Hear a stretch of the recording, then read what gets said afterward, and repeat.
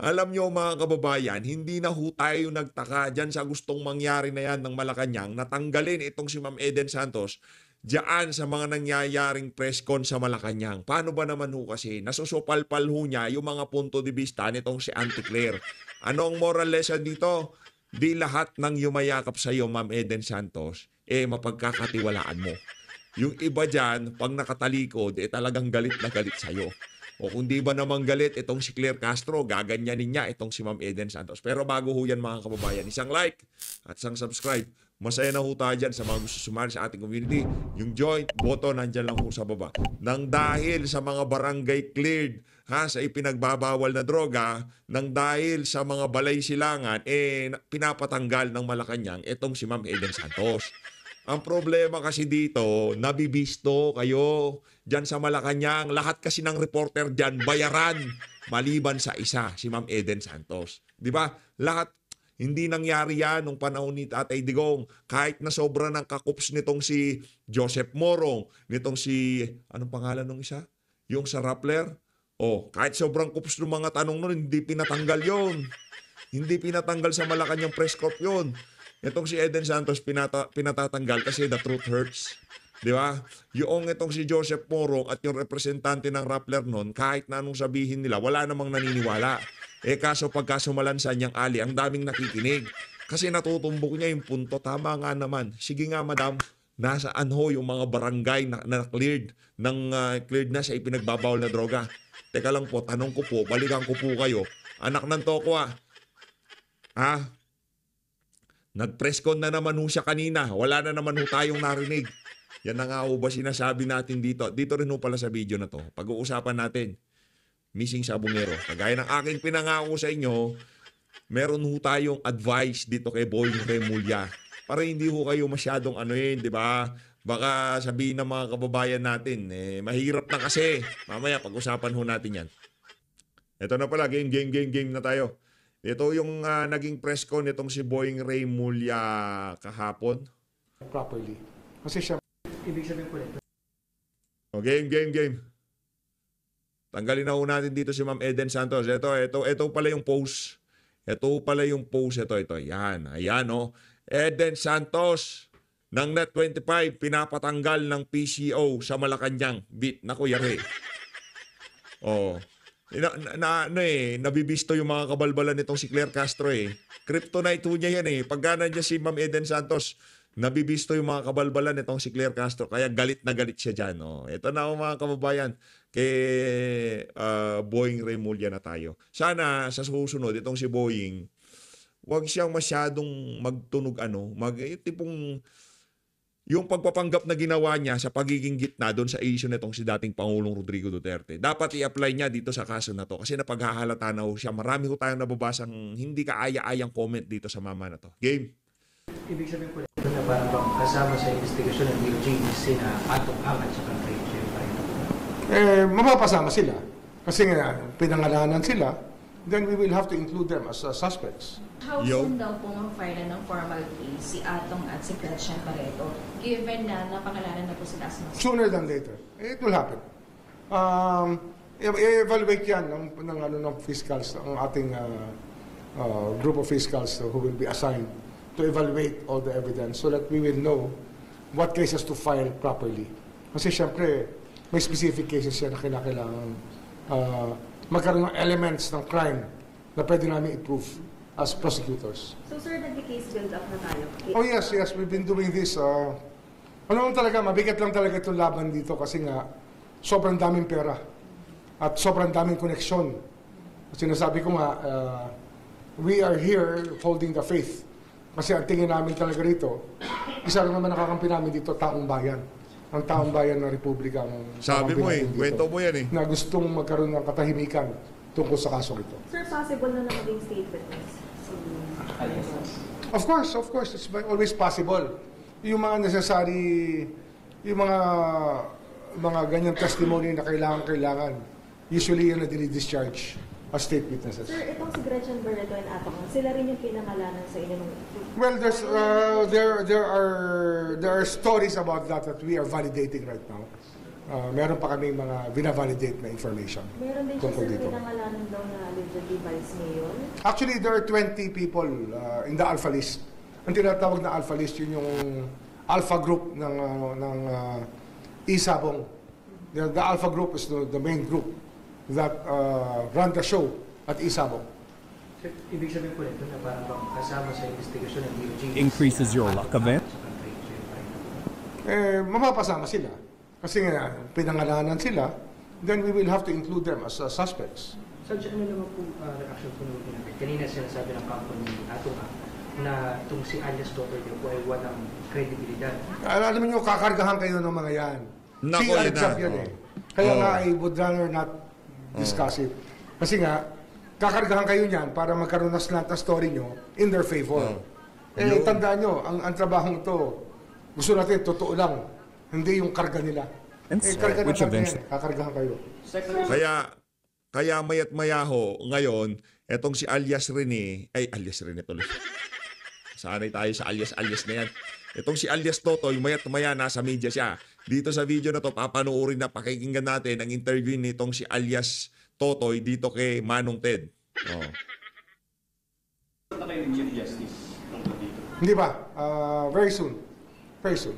Sir, may lumutang sa Facebook na nagpakilala ng mga dating security guard ng Manila Arena. Napanood niyo na po ito? Alam ko na yan. Yan yung mga kasama niya suspects.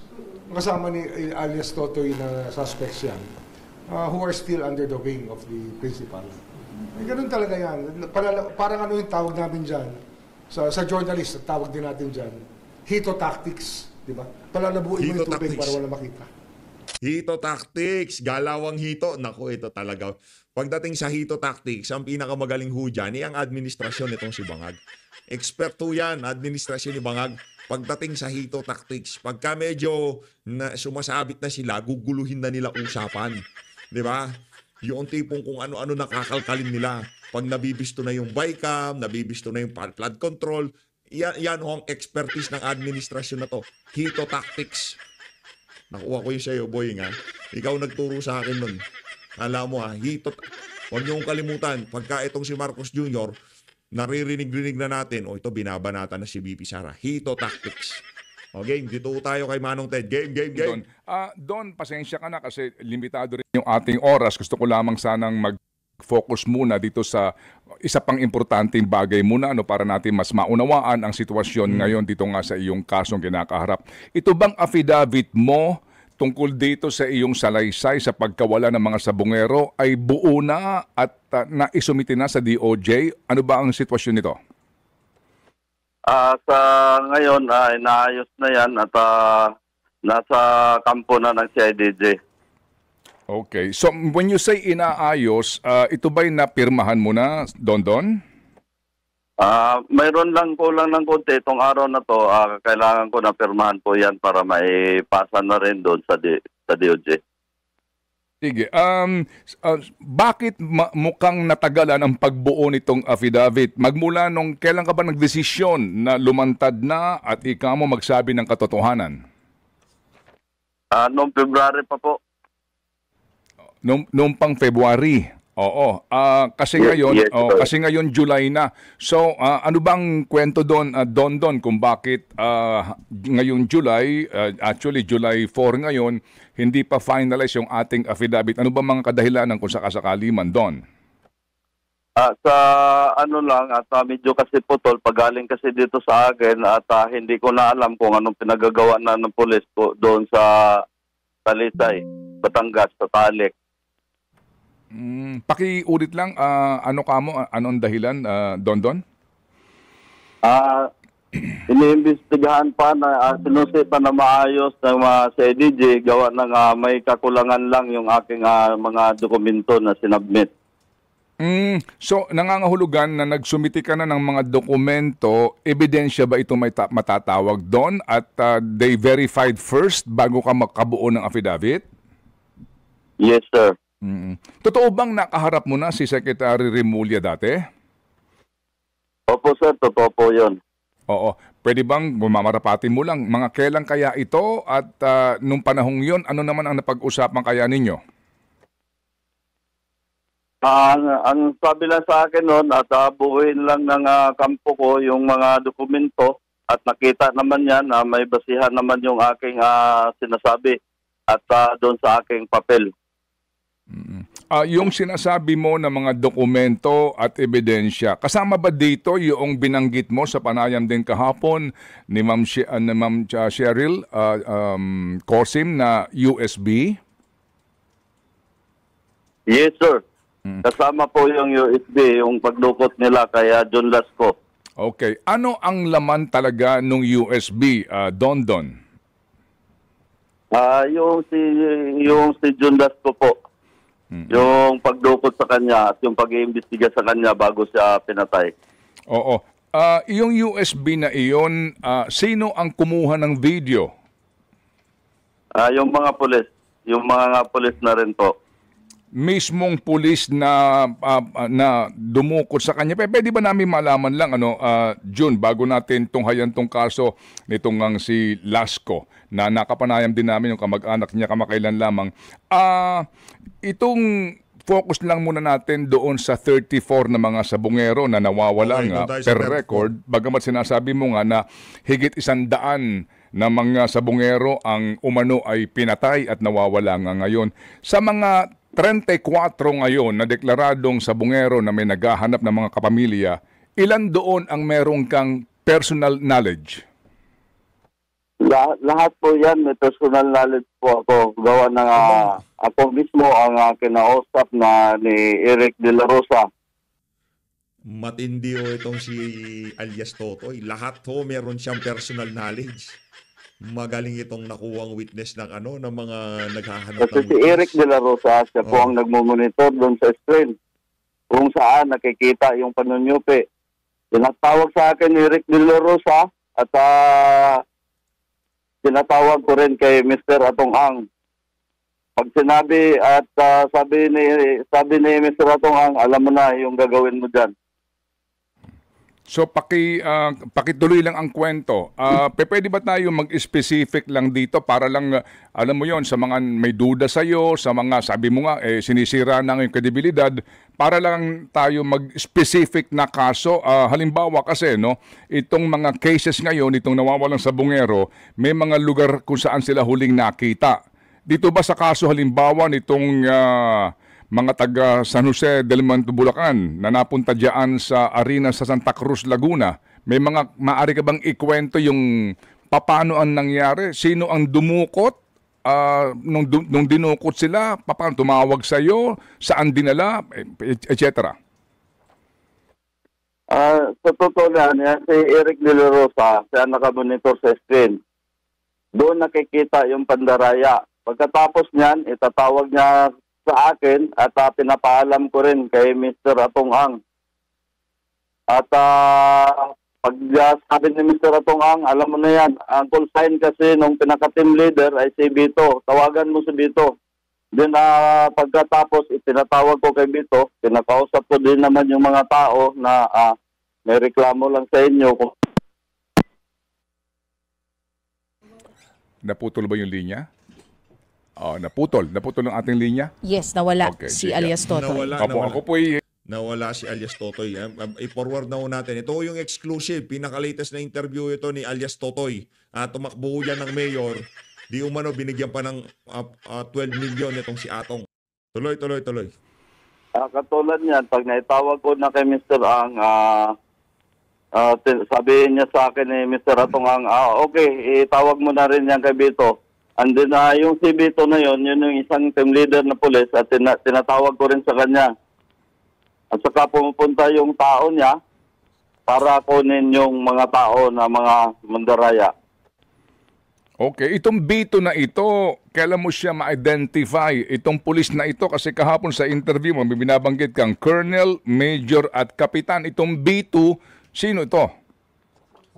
Isang colonel po yan. Okay, yung Colonel active sa PNP ito? Yes sir, active po yan.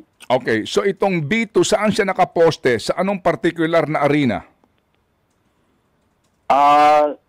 Naka-duty kasi yan dati sa dati sa Krame naka-duty yan. Oh, wala siya sa sabungan. Siya ay naka-duty bilang pulis. Ano 'yon? Paano yung kwento doon? Yung pag-identify at pagdukot, sino gumagawa ng aksyon na pagdukot? Yung may mga tao kasi yan, may isang grupo sila na marami yan, may police at civilian. Ngayon, pag tinawag ko yan, pumupunta kagad yan sa arena. Then, pagkatapos, binigay naman yung mga tao na yung mga mandaraya sa kanila. Okay, at pagkatapos maitawag kay B2 kamo, tatawag sa iyo si B2 para i-clear yung pagdampot sa mga umano'y nandadayan sa bungero? Yes, sir. Opo. O sige, pakikwento mo nga ng isang instance po sa pangyayaring ito. Saang particular na grupo na nandaya ito? Saan Naku, kayang matindi arena to, ito? Kadalasan, Santa Cruz, at saka sa Lipa, din sa Manila Arena. Itong kaso ni John Lasco, no, kasama siya sa case number 5, mga taga Santa Maria, Bulacan ito, at sila'y huling nakita noong May 11, 2021 dito sa arena sa Santa Cruz, Laguna. Oh, ito ba? Pwede mo sa aming isalaysay lang kung naaalala mo, and baka ito'y laman din ng iyong affidavit. Ano kwento dito? Oh, sino? Paano ang nangyari? Katulad nung sinabi ko, sir, yan si Rick De La Rosa. Nanonood sa screen yan, pinapanood niya yung mga laban. Ngayon, pagdating, nakita yung mga yan na may medyo tupi,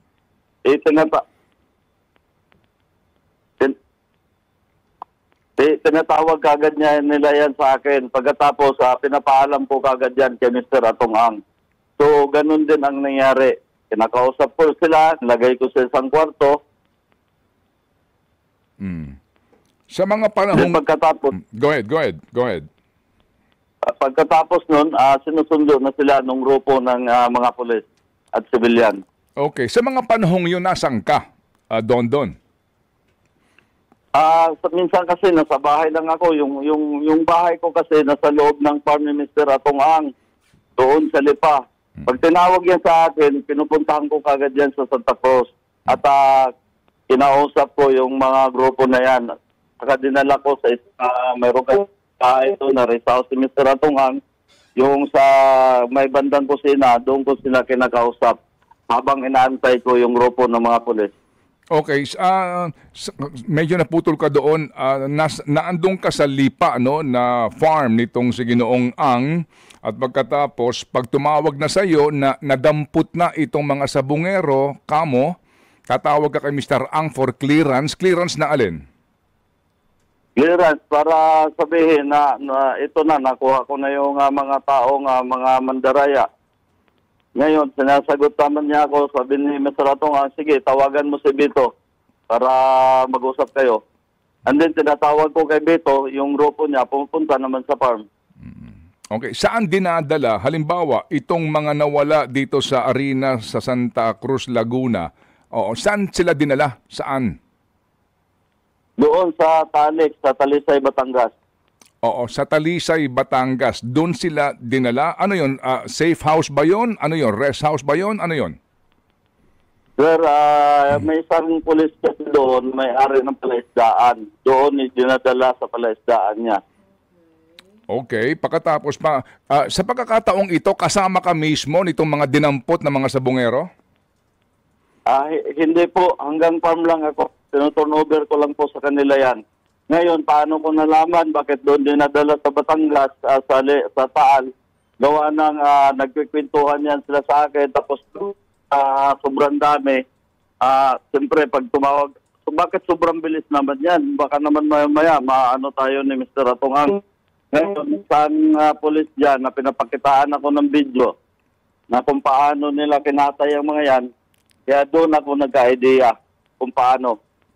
Okay, sige. So, ganito, sa lahat ng mga kaso nitong mga dinukot, dinampot na mga sabungero, doon sa iba't ibang mga sabungan, meron ka bang mismo ikaw present sa panahon na sila'y pinatay? Wala po. Yung isa, mayroon na naman ebidensya yung nakitaan sa CCTV, mayroon isang naglakas loob na videohan, yung dinukot na sabungero.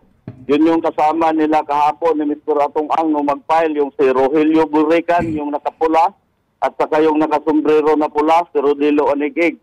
Sila po, dalawa ang nagbitbit na nakuhaan ng kamera bago mawala yung isang missing sabungero. Sige, so sa ngayon, sa video na hawak mo doon sa USB na ito, particular ka mo sa kaso nitong sila Lasco, yung mismong video yon, ito ba lang yung video ng pulis na sinasabi mong kumuha habang ginagawa yung krimen ng pagpatay sa mga sabungero? O meron pang iba? Sir, nung kumpleto ako niyan dahil pinuforward yan doon sa cellphone ko. Bago ako pinatakas ni Mr. Atong Ang sa ibang bansa, pinasunog niya muna yung lahat ng mga cellphone ko at binilhan niya ako ng bago at pinabantayan. Dapat yung isa na puno ng mga ebidensya, naitago ko sana yon. Pinabantayan niya ako doon sa driver niya. Nung nakita Grabe, mayat mayaho itong interview nitong si alias Totoy. Nag-ano siya, nag-station hopping siya ngayong mga panahon na to. sana nasa bulsa ko, kuya, ano yan? Ay, yun, naisama ko na rin pagsunog. Oo, so sa ngayon, wala kang hawak na video na iba maliban doon sa USB na hawak mo kamot, may duplicate ka na. Opo, opo. Oo. So ngayon, Don, dito balikan ko lang itong sinasabi mo na merong taga-identify, may taga-dukot, dinadala doon sa isang palaisdaan ng isa kamong pulis. Anong rango ng pulis na taga-Talisay? Ordinaryo lang yun. Hindi ko alam kung Sputre o Sputo yun. Okay. Ngayon sabi mo, wala ka mismo, hindi ka present habang yung ginagawa ang krimen ng pagpatay. Tama? Yes, sir. Oo. So ano ang doon sa video na napapanood mo at nakuha mo dati, so ako humihingi ng pangunawa po sa ating tagapakinig dito po sa katanungan na ito at posibleng sagot ni Don, paano pinapatay ang mga sabungero? Anong pamamaraan na ginagawa nitong mga kamo ay pumapatay at sino-sino mismo ang pumapatay? Pinusasan kasi nila yan. Nung nakita ko yung mga polis na yun, nakapusas yan. Tapos tinatalian ng tie wire sa leeg. Yung kiling musipli, dahan-dahan ginagarote nila hanggang sa lumabas yung dila at saka nakakahihi na yung tao. Then napatay na. Pagkatapos niyan, meron silang mga tao doon na yung tao na sa palisdaan, tao nung isang polis na yung nilalaslasan, yung may mga laman, lumulubo, inaalis nila yung dugo. At saka, nilalagay sa tabta na pinapak yung tao, tinatalian ng tie wire kasama yung buhangin para pandubog. Yung kinikwento... Okay, go ahead. Saka sinasakay nila sa bangka, tinatapon sa gitna ng taalik. Yung kinikwento mo na yan na uri ng pagpatay, yung mga pumapatay, yung pagsakay ng bangka, pagtapon sa lawa, may video ka dati nun, napanood mo yon o kwento lang sa'yo? Napanood ko po mismo yan. Doon sa, minsan binabiber sa akin yan. Napanood ko talaga yan. At mayroon pang isa na pinapakita ko nga kay Mr. Atong Ang yan. Doon sa mga kamoy napanood mong video, identified roon yung mga tao na gumagawa ng karumal-dumal na krimen na yan? Identified mo sila? Yung mga tao ng pulis doon sa palaisdaan, hindi ko identified, gagawa ng hindi ko kilala. Pero yung mga pulis, kilala ko sila. So sino mismo yung gumagawa ng karumal-dumal na krimen na iyong ibinanggit sa amin kanina? Hindi mo mga kilala iyon kasi nga nasa video sila pero hindi mo kilala mga mukha nila kung sino sila? Yes, sir. So doon sa napanood mo lang na video, may identified ka doon, kilala mo mga pulis? Kilala ko yung mga pulis. Gawa ng nandun ako rin nung time na pag nire-receive nila yung tao. So, alam ko na sila yon. So dito sa sinasabi mo na pagtapon sa lawa, bagamat may video ka, hindi mo nasaksihan mismo personal yung pagtatapon ng mga bangkay sa lawa. Yes, sir. So maaring sabihin ngayon ba kasi doon ang lawak kasi ngayon yung surface area ng Taal Lake ay 234.2 square kilometers ito. Maaring hindi mo matutukoy specifically kung saang banda ng lawa itinapon ang mga bangkay? Yes, sir. Yes, sir. Pero may ginagawa na mga CIDG sa ngayon. Meron na siguro silang nakuhang tao para ituro kung saan banda itinatapon sa lawa.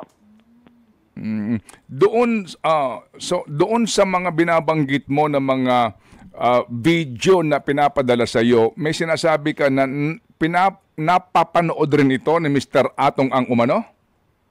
Yes, sir. Pinapakita ko yan sa kanya. Meron ka bang mga parang recording o pag-notes kung anong mga araw ito, kailan ito, saan mo ito pinakita at sino-sino doon sa mga case studies ng mga 34 nawawalang sabungero kung sino mga to? Yung sir, ang may pinanghawakan lang ako, yung boat sir, na pagkatapos nila katayin, hihingi ako ng pera kay Mr. Atong Ang. Mayroong boat sir na hindi ko sinauli sa opisina. Yun ang hawak ko. May mga perma at saka yung isang team leader. Malaki kasi sahod ng team leader sir eh. Simula nung nawala si John Lasco, 2 million na kagad ang monthly nung pinaka-team leader. Itong sinasabi mo na pagtawag kay Ginoong Ang, kapag meron ng identified na umano'y ng dadaya at dinampot ng mga pulis, ano ang usapan ninyo as in specific instruction sa iyo para masabi mo na talagang sangkot dito sa patayan umano si Mr. Ang? Katulad niyan, sinasabi niya na, sige, tawag mo na yung kabito. Pangalawa, yung pera na galing pambaya doon sa mga pulis na mga dumukot, galing mismo sa kanya, minsan doon sa mga anak niya na binanggit ko doon sa aking affidavit. Pinag-usapan nyo ba talaga yan? Talaga bang nasa plano nyo yan, diyan dito sa kumpanyang ito na nangangasiwa ng sabungan na kapag may mga nagtsotsope, papatayin? Don? Yes, sir. Yung isang grupo kasi na Dali, puputol-putol ka lang. Hello, Don? Sandali. noong time kasi na Don. maraming nandaya, nagbi-meeting yung mga yan. And nagsabi si Mr. Atong Ang, kung hindi natin gawin to, babagsak yung negosyo natin at hihina ang kikita natin. Mayroong mga tao na sa grupo nila na ayaw talagang pumayag. Pero majority, ang mas marami ang pumapayag. Kaya tinutuloy nila yan.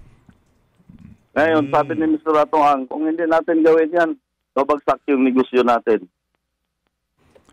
Nandyan lahat yung alpha nakikinig. Pero may mga tao na mga mababait, yung hindi ko sinali sa Sa affidavit? Oo. Yes, sir. Yung, Sa affidavit ko. yung sinasabi mong alpha, ano ibig sabihin nun? Sila yung mga miyembro. Sila yung nasa top rank. Ang chairman nila ay si Mr. Atong Ang. Yung voucher na sinasabi mo, na hawak mo ngayon, sa voucher na iyon, ano ang nakasulat? Ano ang nakalagay? Ang nakalagay kasi doon, Galing magtanong nitong si Manong Ted, talagang lumalabas yung pagiging investigador niya dito.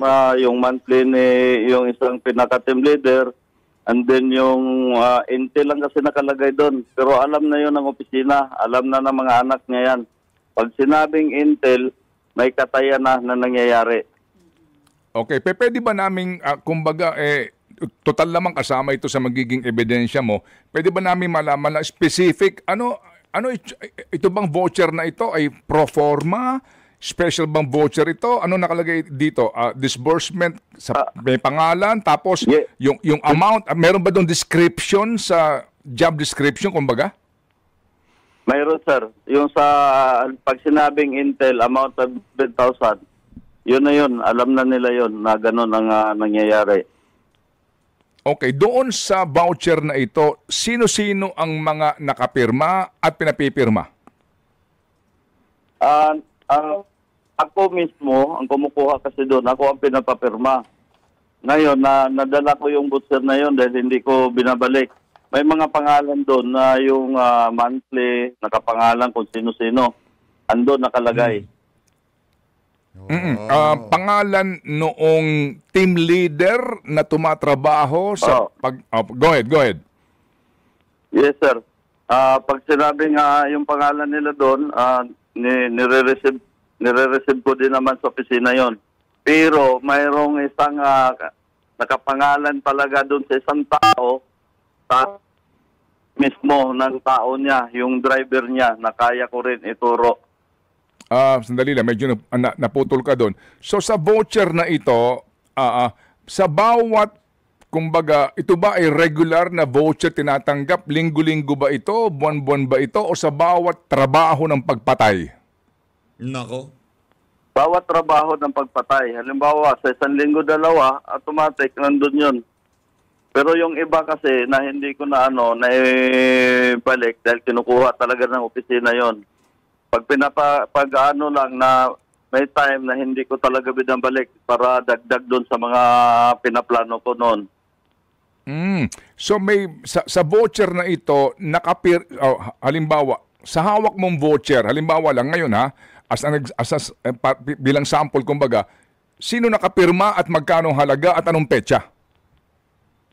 May nakalagay mga Sandali. minsan kasi yung Go ahead, may Greg. pangalan sila doon. Halimbawa, nila blank. Pangalan niya, tapos amount. Ngayon, ako lang ang nagre-receive noon dahil minsan sinubukan ko silang ipa-receive, ayaw nila. Pero may time na pinanghawakan ko yung halagang 2 million mismo nung monthly nung isang yung team leader.